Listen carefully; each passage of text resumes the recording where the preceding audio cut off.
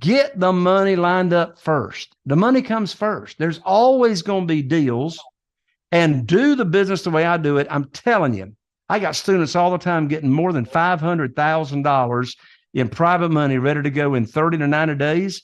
Think how much more confident, think how much more how many more offers you're going to make when you got hundreds of thousands of dollars burning a hole in your pocket and you can close in 7 days. I make all my offers where you can close in 7 days. You'll get more offers accepted, particularly from FSBOs, for sale by owners. When you tell them you can close all cash in 7 days, you'll have other real estate investors or competitors offering more money, but they can't close for 30 days or 45 days. I'm putting the check in their pocket in 7 days. You get more offers accepted when you're offering to pay all cash and you can close in 7 days. If you're a real estate investor and are wondering how to raise and leverage private money to make more profit on every deal, then you're in the right place. On Raising Private Money, we'll speak with new and seasoned investors to dissect their deals and extract the best tips and strategies to help you get the money, because the money comes first. Now here's your host, Jay Conner. Welcome to the Money Tree Real Estate Investor Podcast, where we learn from real estate professionals across the industry. They will share about how they got into real estate, the big wins they have celebrated, the mistakes they have made along the way, and the advice they have for anyone following in their footsteps. Money really does grow on trees. Hey everybody, it's William Holland here for another episode of the Money Tree Real Estate Investor Podcast. I've got a special guest. He's just a jovial guy, got a great personality, Jay Conner in the building. Oh, my lands. I think that's my cue to say hello. Hey, William, I am so excited to be here with you. So much gratefulness for you inviting me to come on the show to talk about my most passionate subject in real estate investing, and that's private money. Private money rocked mine and Carol Joy's world all the way back in 2009. And since that time, we've never missed out on a real estate deal for not having the funding. That's awesome, man. I can't wait to dive in with you. So where are you from, Jay? Right here in eastern North Carolina, in this little teeny tiny town called Morehead City, North Carolina, population 8,000 people. We're right here on the coast at Atlantic Beach and Emerald Isle, North Carolina, hour and a half north of Wilmington, 3 hours north of Myrtle Beach, South Carolina. And here's the crazy thing. Our total target market is only 40,000 people. 40,000 people is all the market that we target. But guess what? We do 2 to 3 deals every month. Average profit, $78,000 per house that we do here in our local market. I don't say that to brag. I just say that to share the story. You don't have to be investing in a big market to really make some big money. Man, the big city. Well, I know you just got back from Texas. We're recording. I did. I flew from July Dallas, 6th. Fort Worth. Yeah. My wife, Carol Joy, one of her brothers, she's one of 7 kids, was celebrating a big old birthday out there in Dallas, Fort Worth. And sorry, our phones are ringing off the hook here. Anyway, celebrating a great big old birthday out there. So there were 31 of us in one of the nephew's homes, and did birthday and, did the holiday together. Fantastic time. I tell you what, when I go to Dallas, Fort Worth, you know what?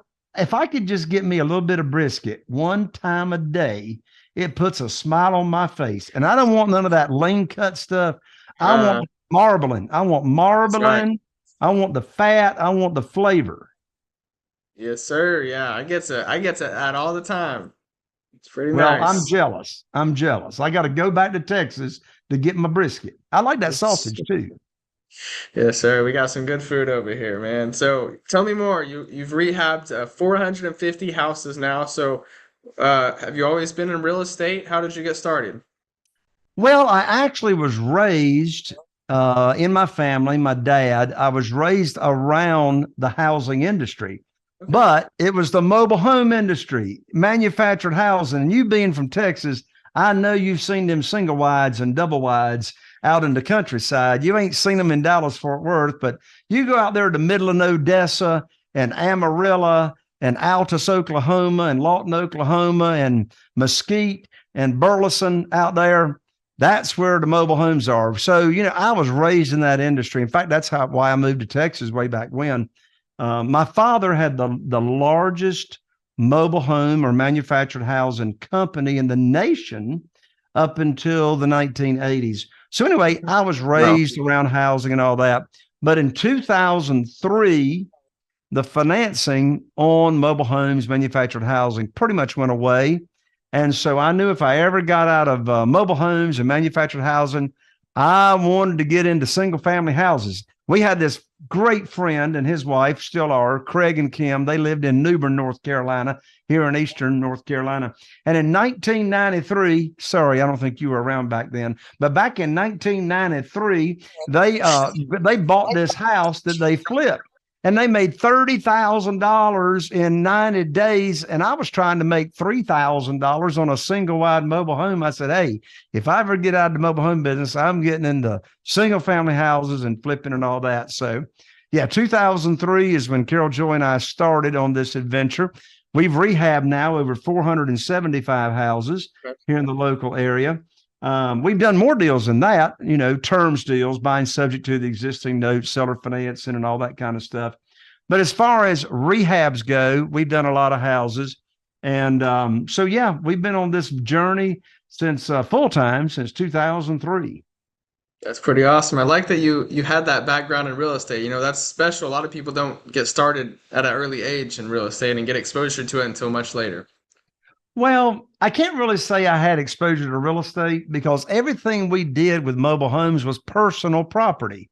Now, land home deals did come along there towards the end where we'd put a double wide on somebody's land and get and then that house or mobile home becomes real property. But by and large, I'm sorry. Yeah, it becomes real property. Yes, sir. Yeah. But by and large, we were selling personal property, like a car is personal property. So as far as real estate, investing in real estate and all that, it really was all brand new to me in 2003 because, we had retail dealerships, instead of having cars at the dealership, we had mobile homes at the dealership, So really this whole world was brand new to me back in 2003.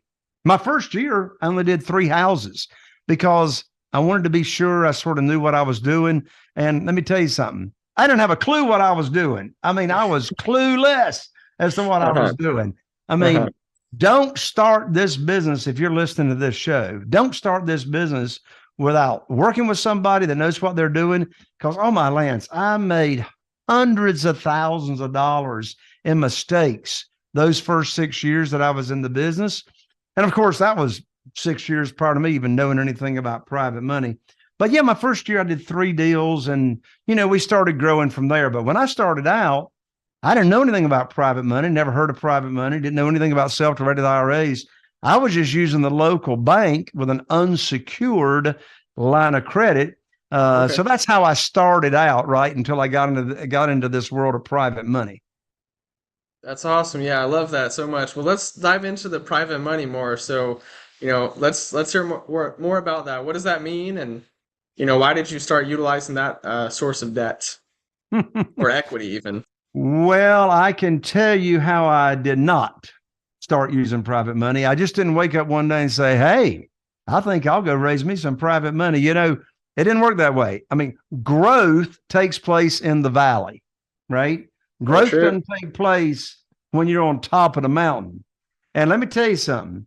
When somebody tells you that problem you got is an opportunity, that's BS. I mean, look, I had a problem. I didn't have an opportunity. Let me tell you what happened. William. So I remember like it was yesterday.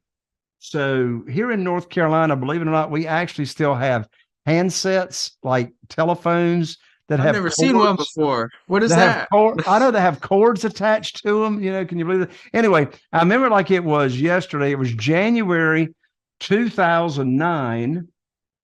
I've been doing this. I've been investing in real estate now for 6 years, from 2003 to 2009. I picked up this phone and I called my banker. His name was Steve. I had a conversation with Steve, my banker, like I'm getting ready to share many, many times for 6 years. And I called him up and I told him about these 2 houses that I had under contract here in the local area. They represented over $100,000 in profit. So I called him up, told him about the deals, how much money was required to fund the deal, and when my closing was. Well, I learned on that phone call, William, that my line of credit at the bank had been closed, shut down, no notice, cut off. And I had a great credit score, always been on time with my payments for 6 years.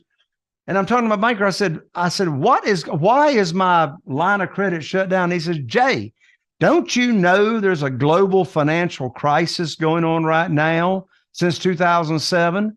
I said, no, Steve, I didn't know nothing about no global financial crisis, but now I got a crisis going on, right? I mean, I got my 2 houses under contract. Yeah. I thought you still had my line of credit, and now you've shut me down with no notice.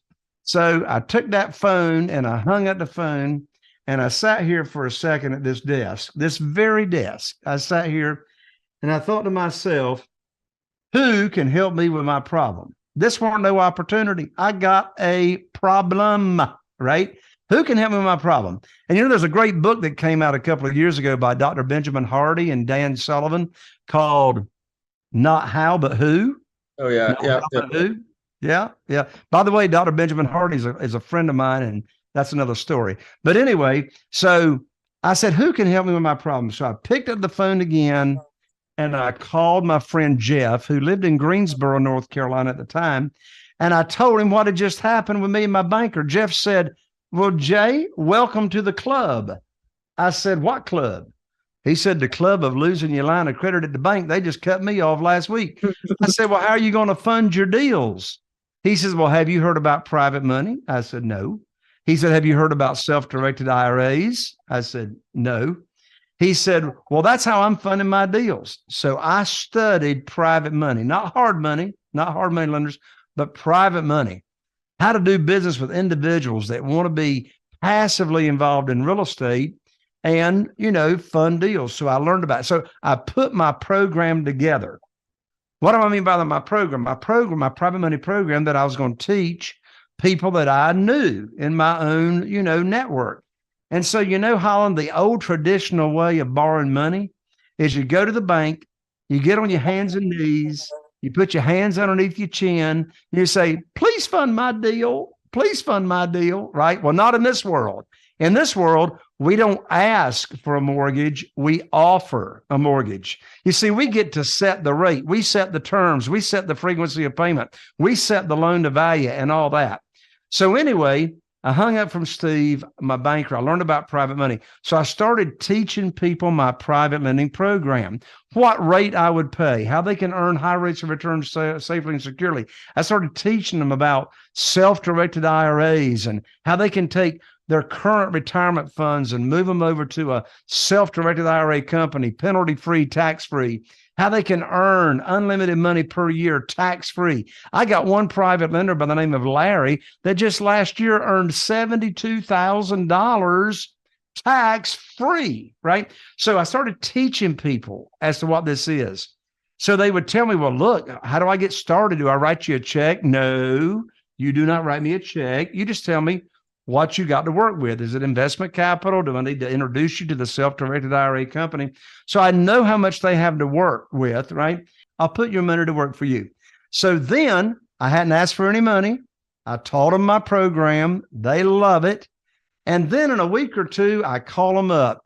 And here's the magic script, William. Here's the magic script. How do you get that deal funded without asking for any money? So, William, let's say you're one of my new private lenders. Let's say that you've told me you got $150,000 to invest and, you're ready to go. You're ready to go. So I call you up, William, and here's exactly what I say to you. I say, William, I've got great news for you. I can now put your money to work. I got a house in Newport with an after repaired value of $200,000.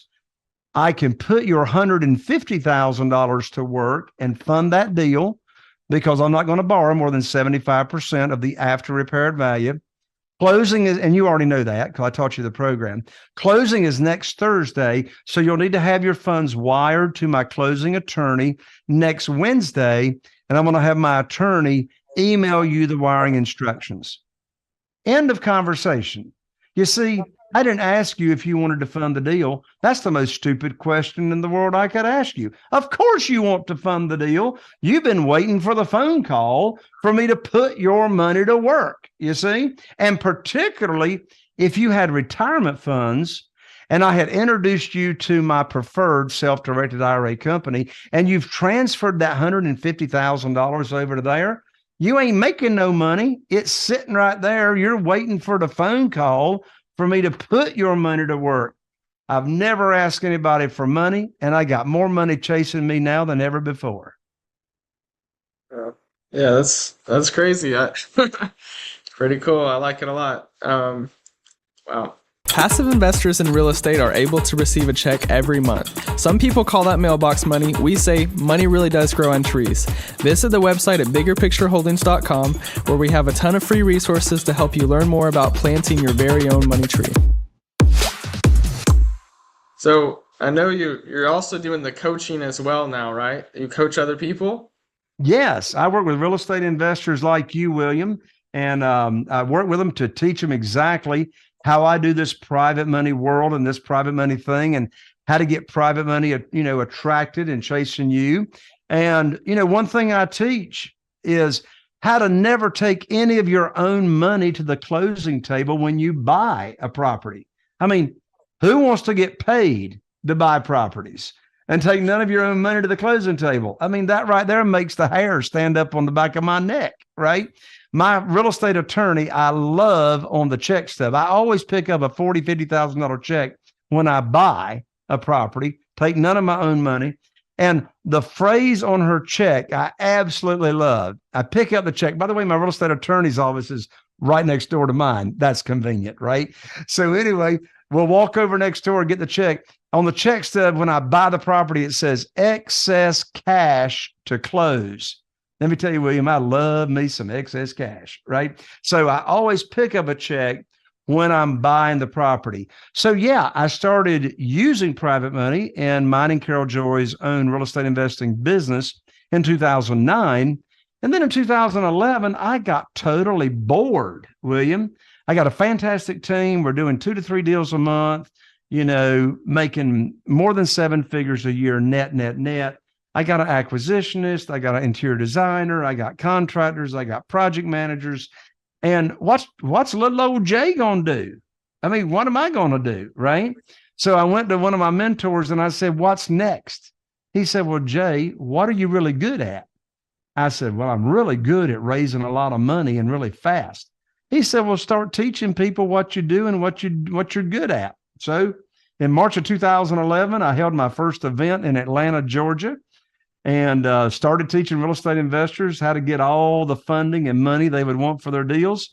And so I've been doing the business since 2003, and I've been teaching and working with real estate investors since 2011 on how to get the money. And I tell you something, William, that just drives me absolutely bonkers, drives me nuts, right? I'm talking, as they say in Texas, goofball, drives me goofball.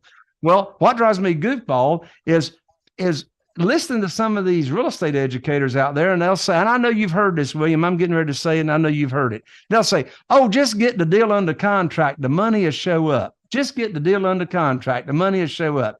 That's the most stupid thing in my life I ever heard in my life. It's like, where is the money going to show up? Is it going to like rain out of the clouds or something? So I say, look, get the money lined up first. The money comes first. There's always going to be deals. And do the business the way I do it. I'm telling you, I got students all the time getting more than $500,000 in private money ready to go in 30 to 90 days. Think how much more confident, think how much more how many more offers you're going to make when you got hundreds of thousands of dollars burning a hole in your pocket and you can close in 7 days. I make all my offers where you can close in 7 days. You'll get more offers accepted, particularly from FSBOs, for sale by owners. When you tell them you can close all cash in 7 days, you'll have other real estate investors or competitors offering more money, but they can't close for 30 days or 45 days. I'm putting the check in their pocket in 7 days. You get more offers accepted when you're offering to pay all cash and you can close in 7 days. Yeah, I completely agree. It's hard to compete with that. That's what I say. Yeah, absolutely. So you mentioned something earlier that's a topic that I think a lot of people have a misunderstanding of, and I'd love to just hear more about how you would describe subject to. You mentioned that earlier. I'd love to just be educated on that topic a little bit more. Sure. So when we say buy a property or a house subject to the existing mortgage, here's what that means. So you're only going to use this strategy when you are buying directly from the owner, known as a FSBO, known as a for sale by owner.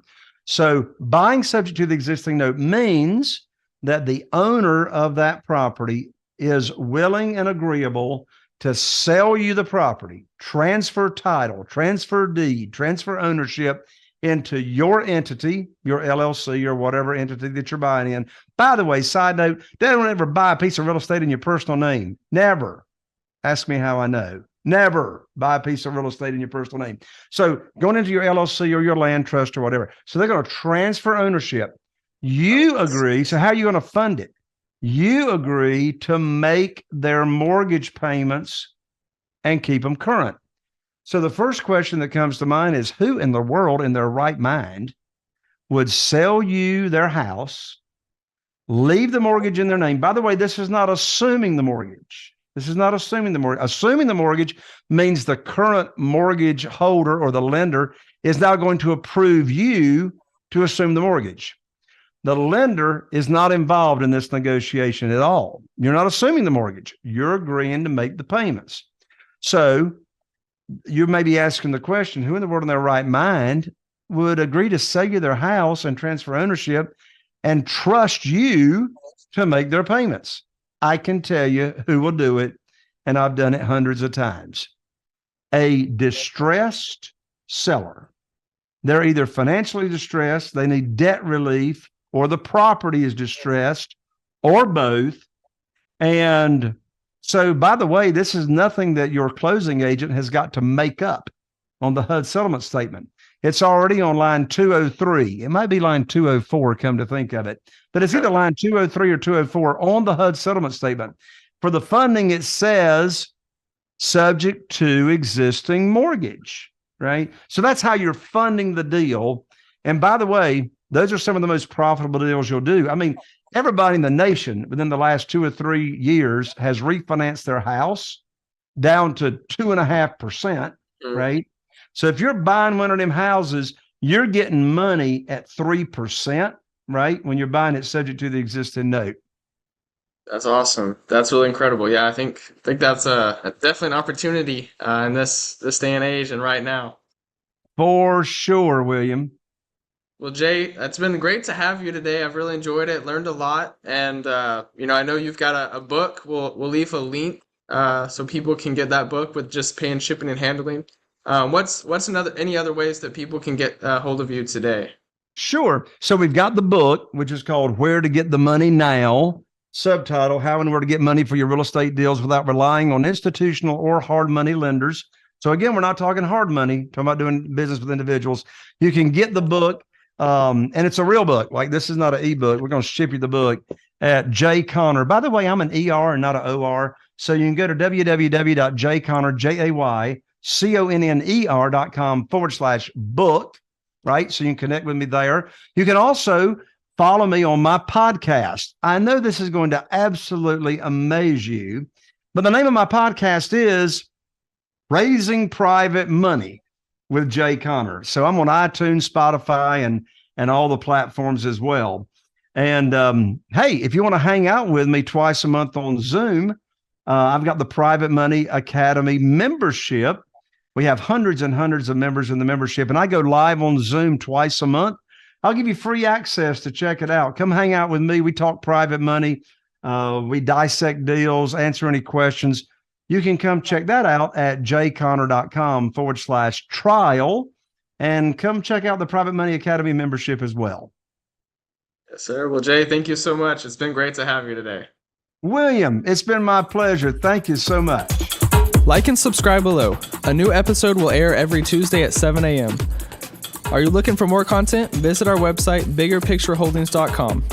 And remember, money really does grow on trees.